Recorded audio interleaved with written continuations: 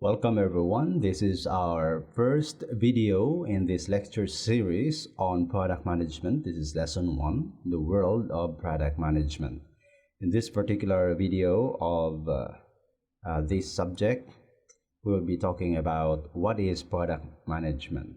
Now before that, I would like to give a sort of a introductory discussion on what this lecture series is all about.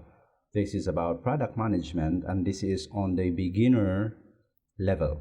If you are an expert or probably have already an industry experience, then this video is not for you.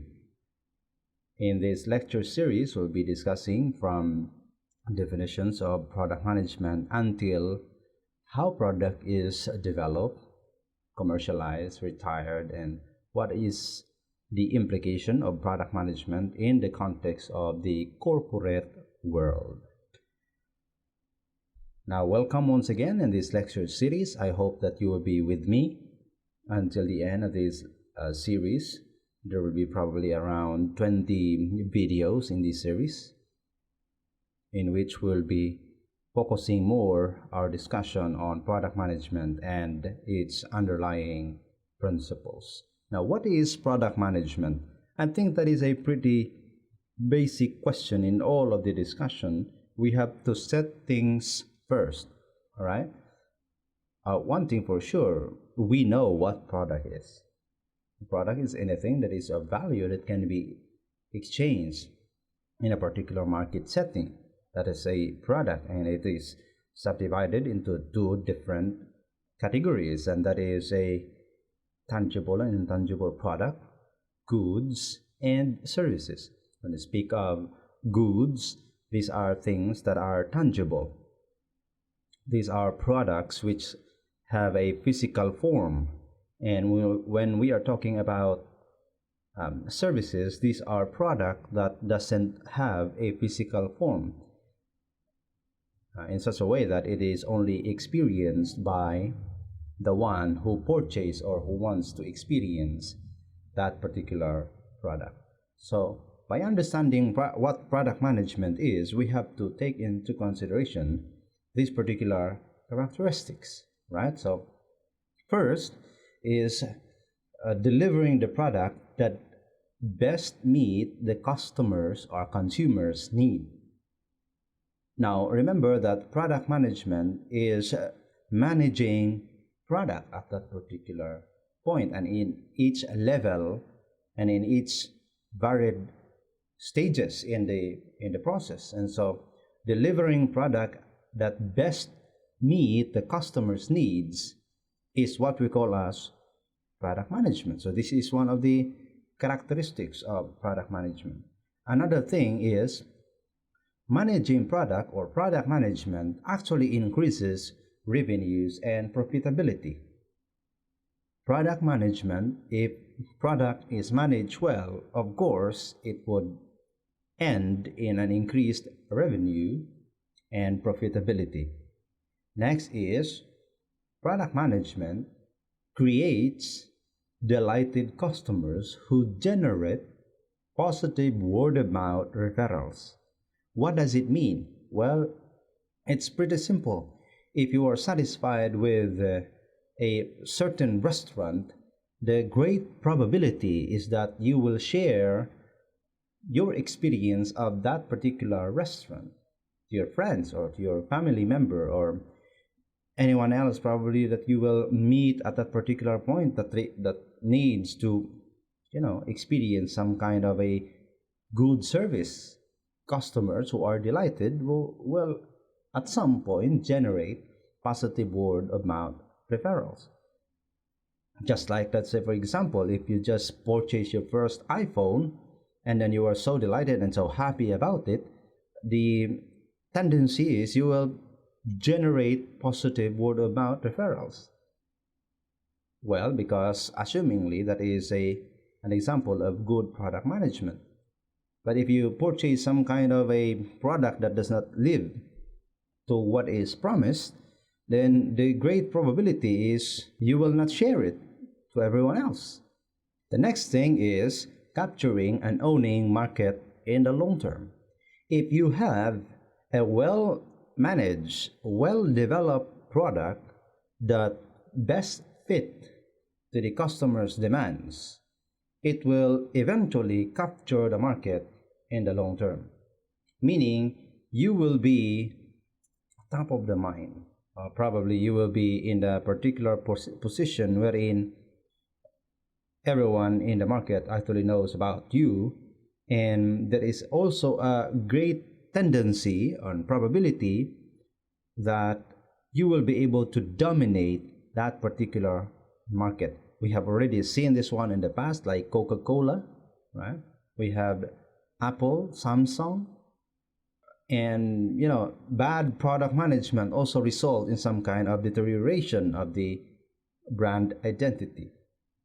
And we have already witnessed that one as what happened to Nokia, which eventually fall down in result to the seemingly so tight competition between manufacturers of phones.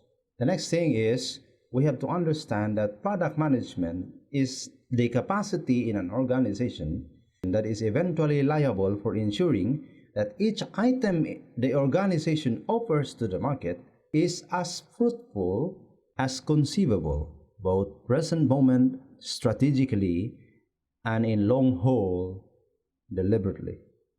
What does it exactly mean? Well, it's pretty plain and simple.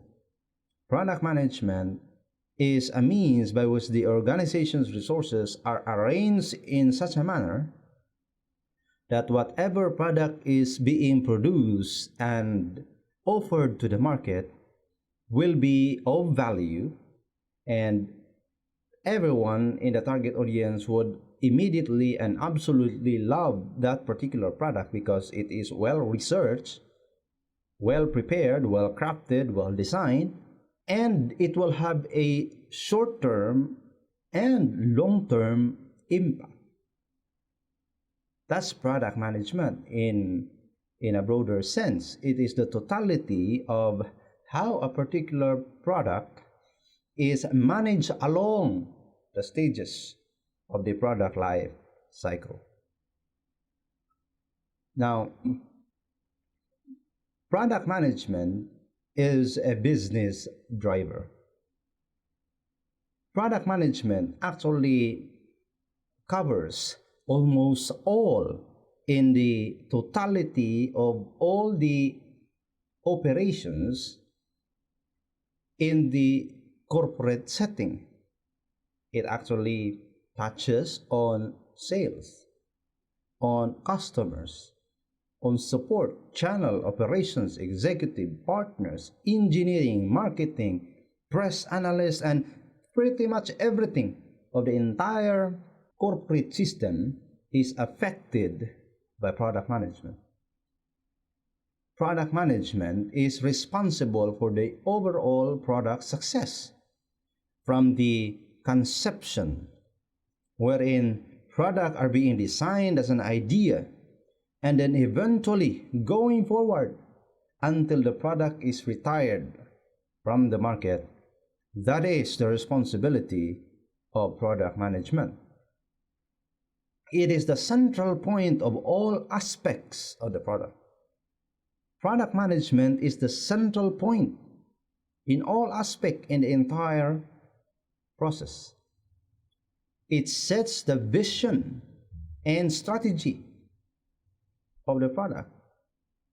It develops the whole product in totality from idea to the final output for commercialization.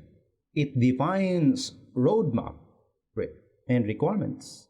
It will lead the team in the development of the product along the stages of the life cycle. Product management interacts, therefore, with all departments of the company. And so, therefore, product management is considered to be a business driver. It makes the business move. It allows the business to prosper. It is a means by which business actually earns money, develops something that would help the business earn, and pretty much everything is within the product management department. And so that's the reason why product management is a very important aspect in the corporate world. Now, Philip Kotler, I know that you know him because you're studying, probably you're watching this video and you're studying business administration, probably something related to marketing management, right? Philip Kotler is the icon of marketing. And as you all know, product management is an element of marketing. Product management is an element of marketing. In fact, the four basic elements of marketing is product, price, promotion, and place. And so product is product management, right? So this is just a trivia, all right? Philip Kotler actually defined marketing mix and author over 80 books that defines what marketing is, what product management in relation to marketing is, and pretty much everything that you have to know about marketing. Philip Kotler is your icon in that particular sense. Now, here comes Kotler's 5 levels of product. So we have the outer level, which is a potential product. Now, what is a potential product? Well, from the word itself, potential, it is something that is yet to be provided. It depends on some kind of a package that the customer has purchased. And it is anything that may convince the customer to prioritize your brand in the near future. Let's say, for example, if you've just checked into a hotel, and after you checked out in that particular hotel, you were given certain coupons, and that coupons will be making you eligible for a discount the next time you come back. And so that is a potential product that is dependent on what particular decision the customer will have that might be offered to him or her or they in the future. Potential product is therefore something that is yet to be offered. It is an extension of the augmentation based on whatever it is that the customer desire, and to the perception of the one offering the service or the product for that matter is seemingly fit to the demands of that specific customer. Now, augmented product, this is now a lower level. So when we talk about augmented product, these are product variation or extra features that might help differentiate the product from its competitors. All right, let's say, for example, you purchase a phone, and in that particular phone brand offers you 6 months warranty. Now here comes another competing brand of the same price and of the same category or the same feature, the same benefit, and yet is offering a 5-year warranty. And so therefore, warranty is an augmented product. Why? Because you will, of course, purchase that particular brand which offers you an additional feature that makes it different from all other else. And so that is an augmented product. Let's say, for example, in a hotel, the augmented product would actually probably include free rides to the airport or probably free massage. Next is expected product. So this is pretty much everything that you want when you purchase the product. Now, when you go to a hotel, supposedly the hotel should be clean, and that is an expected product. When you purchase a phone, the expected product is it would work, and it will be working like a real phone or like a phone. for that matter. Of course, because that is expected product. Next is the generic product. This is now near the very level of what the core product is. Now, generic product is simply the product that you receive. Now, if you purchase a phone, of course, you will receive the actual unit, right? So that is a generic product, the actual product that you receive. And then the last level, which is the most important level of a product, is the core product. The core product is the sole purpose of which the product is made, right? Let's say, for example, you have a phone, and of course, the reason why you purchase a phone is to connect with people, and so the phone should perform that particular function. Otherwise, it defeats the purpose, the core product. Let's say, for example, if you purchase one bottle of water, the purpose why you purchase the bottled water is actually to quench your thirst, and that is the core product, the quenching of thirst. That is a core product, and that is according to Kotler's 5 levels of product. Now, it is very important that your product is consistent. Product consistency is a very important thing because it carries with you the customer's heart. All right? Products have to continuously meet and exceed customer expectation. And so that's the reason why product management plays a very important role in the conduct of developing the product, because it has to exceed customer expectation.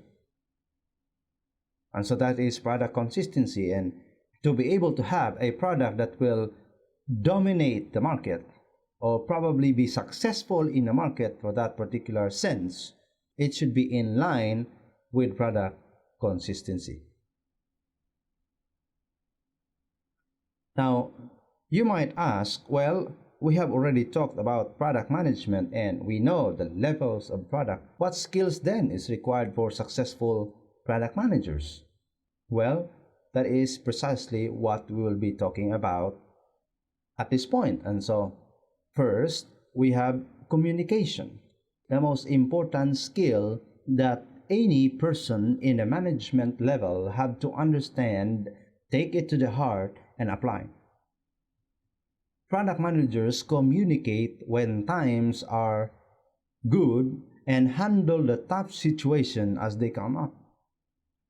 And so these particular people who are at the top or probably at the managerial level, especially in the case of product management as our topic in this video. Now, you must have communication skills. That is a must. Without communication skills, you better find another job, because you need to communicate and communicate with people around you in good times and in bad times. You should be able to communicate with people around you, especially with varied personalities and different backgrounds. Next is influence. Product managers use their influence in order to communicate and negotiate with the many stakeholders that they meet at work. They should be able to communicate with people and influence those people in order that whatever is it that is necessary to produce the determined goal of the company or the corporation, it is ensured that the people will follow that particular direction. And so it takes a matter of influence, a law of leadership influence, according to John Maxwell. So you should have the ability to influence other people. The next thing is you should have an analytical skill analysis. Product managers request, create, absorb quantitative and qualitative data and communicate what it means effectively. And so that is exactly what product managers actually do. They take out the data based on what has happened on the ground and translate it into something that is understandable so that the higher up, those who are decision makers in the company, would be able to understand what happened exactly on the ground. Because if you have a spreadsheet of data from all sales that is scrambling together, or probably in a big data situation wherein there are gigs and gigs of data, you should have to arrange those data in such a manner that it is understandable by people at the higher ups. So you need analytical skills, the capability to analyze things. And of course, this is also an important thing. Product managers should have empathy, should have a great empathy for their customers and their stakeholders. They're interested in what makes people tick and how they can help others succeed. In the modern landscape of product management, we do not just focus on how can we make money. No, that is no longer the focus of the modern product management. It's not about money anymore. It's about how we can help. Whether you like it or not, that will become the trend in the next few decades. How can you help those people who are in need? They have a problem, and so you have to provide solutions to that particular problem, to those problems, by building a product that will solve those problems. And so you need to have empathy to be able to feel what your customers feel so that you can provide exactly what kind of product that is necessary in order to fulfill their needs. So empathy is a very important aspect in product management. Thank you very much for watching. See you in the next lesson.